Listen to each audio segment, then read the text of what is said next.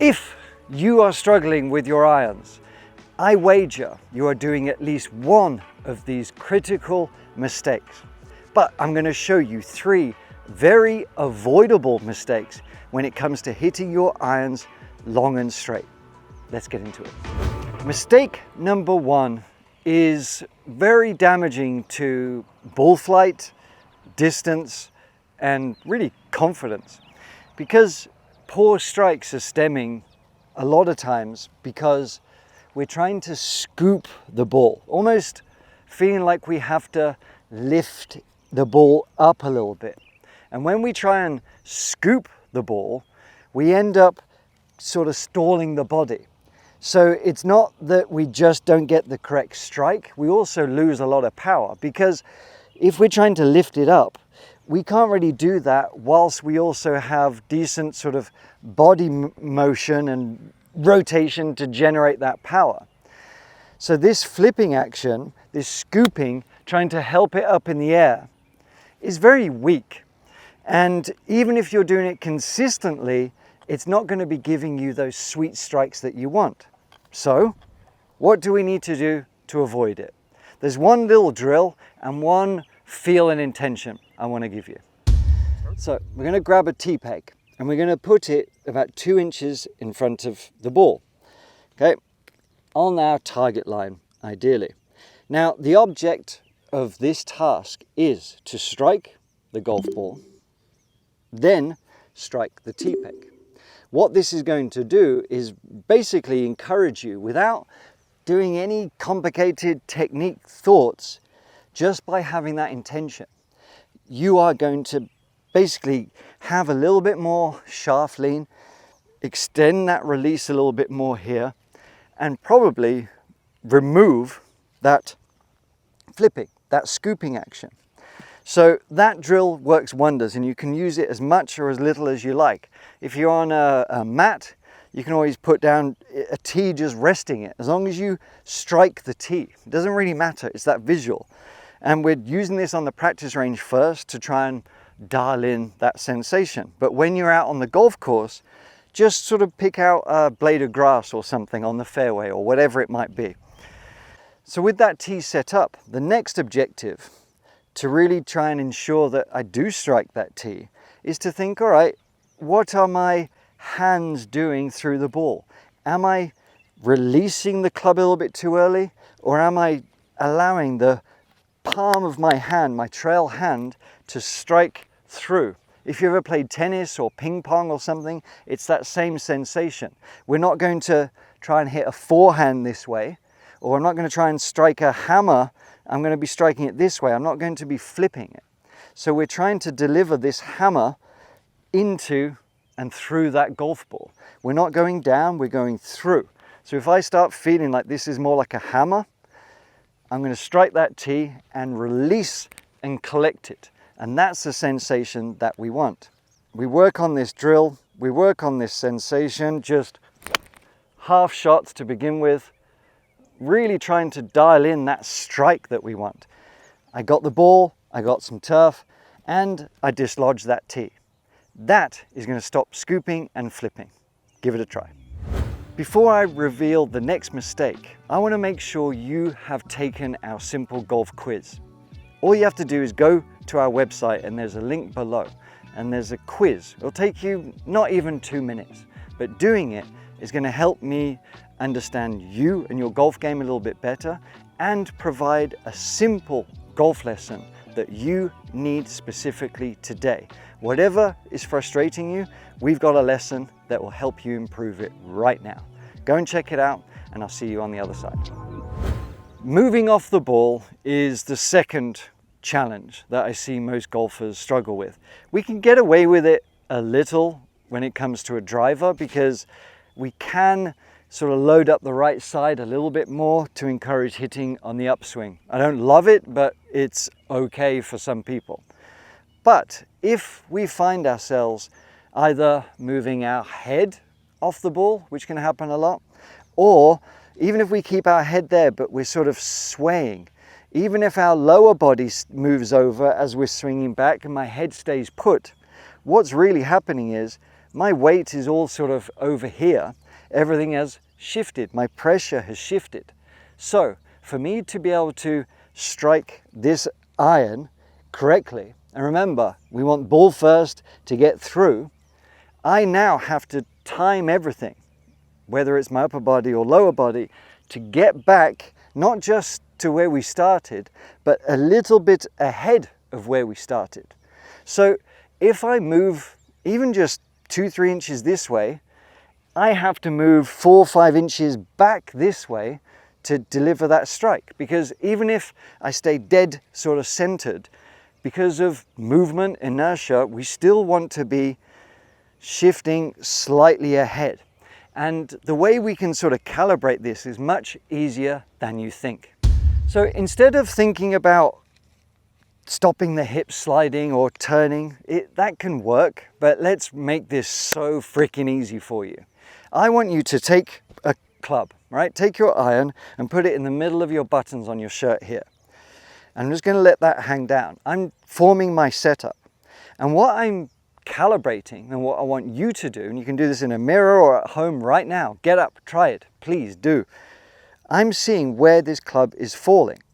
Now for me, right now, that is falling just ahead of the golf ball, right? That's where my sternum is. Now, if I move off the ball, you can see where my mass has moved all the way over. If I move my head, my sternum has moved. If I move my lower body, my sternum has moved somewhat. It's got to move back. If I move everything, I'm really screwed. But that is like the checkpoint that we look for, okay? Because I want to try and maintain, for this specific intention, what we're trying to overemphasize just a little bit, is keep that sternum ahead of the golf ball at all times.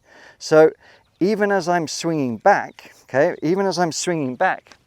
it's going to sort of move a little bit behind here, a little bit, but my visual, the feeling, the intention is to keep it on top of and over that golf ball a little bit more. Doesn't mean I'm dipping down, it just means I'm staying a bit more centered and keeping that more on top. But here's the magic. I am making sure that as I come back down, my sternum is even more ahead of the ball. So that is the sort of checkpoint and calibration you can do. Now, how do you put it into a real swing?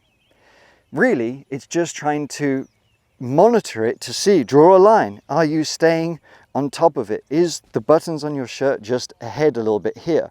When you swing back, where are those buttons? Are you staying more or less here? Do you think your sternum is more or less here? Or are you moving outside your foot? Are your hips moving you a little bit too much? Hold the club to see where you're at. But as you make a downswing, we are then now trying to get that sternum ahead and through. What this is going to do is encourage maybe a lower ball flight, but a more precise sort of strike, especially with the irons. So I'm going to piece together a swing. I'm going to feel that sternum, little checkpoint. Again, I'm just doing half swings to make sure that I get the strike that I want. And I'm keeping that sternum ahead. I compress that nicely. A little bit quick in my swing. I'm chatting, I'm swinging. To be honest, I never actually really hit them that well or swing properly because I'm talking a lot of the time. But I'm still trying to see that sternum ahead. There. And it's really going to eliminate much of the poor strikes that you have, and it's going to give you a strong consistency feel to get through and to keep that sternum over the ball, to compress it nicely, and it's easy on the body too. We are on to number 3, and this is about casting. Casting is good for fishing, but not so much for golf, because casting is when we're throwing the hands out this way, throwing them in that manner, losing the sort of angle. Then we can end up resulting in a bit of what we were talking about, like the scooping or the flipping, or it's just not going to be a very good, powerful swing if we're sort of releasing the club too early. We're letting go of that energy. We need to try and apply the energy through the ball. No matter what age, no matter what level of golfer you are, we need to really feel that we can apply force. Doesn't mean forced effort, but proper force into the club. And if we lose that force by casting the hands a little bit too much, we're going to be in a bit of trouble. So what can we do to eliminate it? It's not what you think. What really screws people up is trying to hold on to the lag. You think, well, okay, what's the opposite of this? I need to hold on to the lag. But what happens is we end up just dragging the handle, the face is too open, subconsciously or consciously you know that, the body stalls, and then we end up flipping or slicing or whatever you call it, whether it's irons or driver. So we don't want to try and force that lag.